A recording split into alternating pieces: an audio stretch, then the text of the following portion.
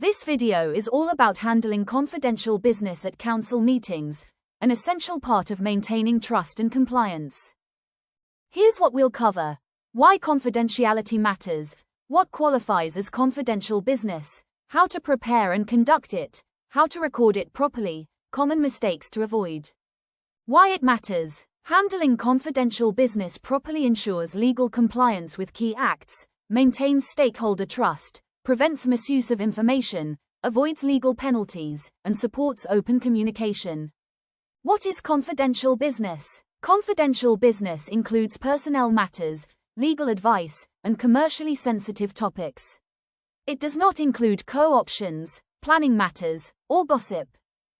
Preparing for confidential business. Typically, there are two agenda items, one to exclude the public and press, and one for the confidential matter itself. The exclusion must be formally resolved under the Public Bodies Act. Sometimes, there are three parts: the public discussion, the resolution to exclude, and then the confidential item. For example, a land transaction might require this structure.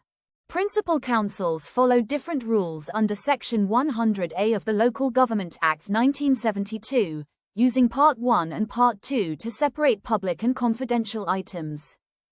Confidential reports should be clearly marked, shared only with councillors, and ideally printed on different coloured paper. Trust and discretion are key. Conducting the session. The chair introduces the exclusion item, explains the reason, and calls for a vote. If the motion fails, the chair may defer the item or proceed with caution. A key question: when does confidentiality expire? For example, after a land deal is declined or a staffing decision is finalized. Ideally, the council decides when confidentiality ends. If not, the clerk does.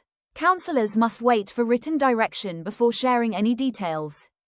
The chair must ensure decisions are clear. The clerk should write concise minutes.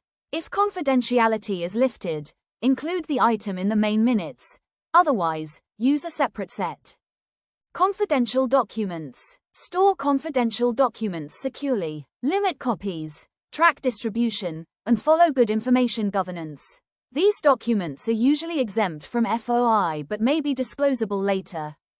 Common mistakes include holding confidential sessions unnecessarily, missing the exclusion item on the agenda, and failing to secure documents. Other issues include allowing unauthorized attendees, and improperly recording or sharing confidential minutes.